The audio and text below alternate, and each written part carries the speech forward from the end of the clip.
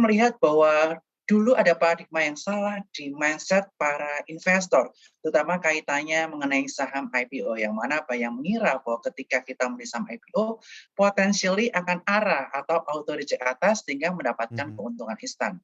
Tetapi investor matanya tercelikkan ketika ada satu IPO yang sangat besar di bulan Agustus lalu, yaitu IPO Unicorn, yang mana mhm, ketika IPO 2 hari memang betul mengalami kenaikan cukup signifikan. Tapi banyak investor yang karena FOMO akhirnya terjebak di saham tersebut. Sehingga dari kejadian tersebut banyak dampaknya, mulai dari komen-komen negatif di App Store maupun di Play Store di aplikasi tersebut dan lain sebagainya. Oleh karena itu sejak kasus tersebut, mata para investor tercelikkan bahwa saham IPO itu tidak pasti mengundang keuntungan buat para investor, tapi mereka harus menganalisis baik secara fundamental, terutama kaitannya mengenai performa keuangannya, valuasinya, good corporate governance, dan proyeksi ke depannya, itu harus diketahui oleh para investor sebelum membeli saham IPO. Oleh karena itu, karena saat ini para investor sudah lebih jeli menilai saham IPO, sehingga mhm. saham-saham IPO ini menjadi lebih selektif. Oleh karena itu ketika IPO jumbo beriringan datang atau beriringan listing di bursa, peminat dari investor tidak sebanyak dahulu. Oleh karena itu ini yang perlu menjadi waspada dari para investor. Mhm. Kalau Anda melihatnya apakah ada indikasi kemudian terkait dengan kekurangan likuiditas dari investor misalnya, sehingga kita melihat banyak sekali big caps ini yang pada akhirnya harus terkoreksi dalam setelah beberapa hari ataupun beberapa minggu melantai di bursa? Jadi begini, kita melihat bahwa saat ini kebanyakan trading value di IHSG didominasi oleh investor retail, yang mana sekitar 60-65% trading value IHSG year to date didominasi oleh retail.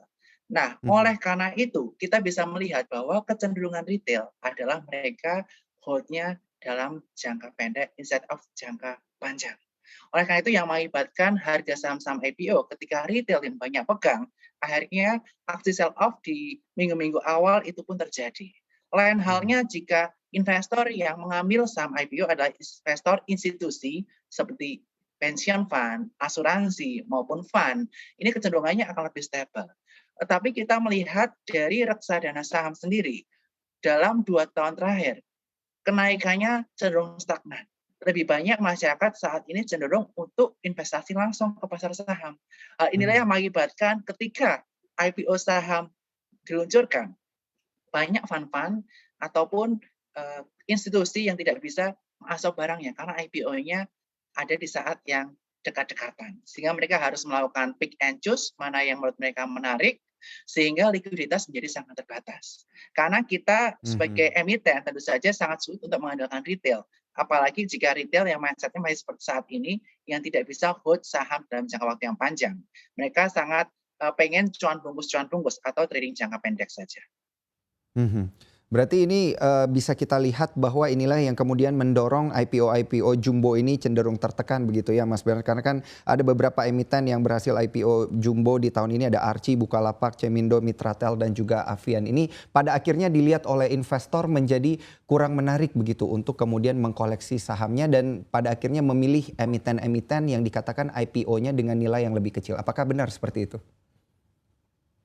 Yes, itu menjadi salah satu konsiderasi, di mana mereka memilih perusahaan yang IPO-nya atau tiket size IPO-nya lebih kecil, tentu saja ini akan mengakibatkan likuiditas di pasar akan lebih kurang, barangnya tidak banyak dari pasar, ini akan membuat investor akan berpikir, wah kalau barangnya hanya sedikit yang untuk IPO itu saja akan lebih mudah untuk oversubscribe atau akan lebih banyak diminati oleh investor. Selain itu, para investor sekarang juga udah jauh lebih cerdas dibanding masa yang lalu, di mana saat ini mereka juga memperhatikan kaitannya mengenai valuasi. Apakah saham yang IPO ini dibandingkan dengan perusahaan di sektor yang sama, valuasinya lebih murah atau lebih mahal? Mhm, Kalau lebih mahal, tentu saja para investor akan kurang tertarik untuk masuk ke saham tersebut, karena mhm. upside-nya berarti sudah tidak banyak lagi. Harganya udah di-stretch saat IPO. Tetapi jika valuasinya lebih murah daripada kompetitor, inilah saham-saham IPO yang bisa kita lirik.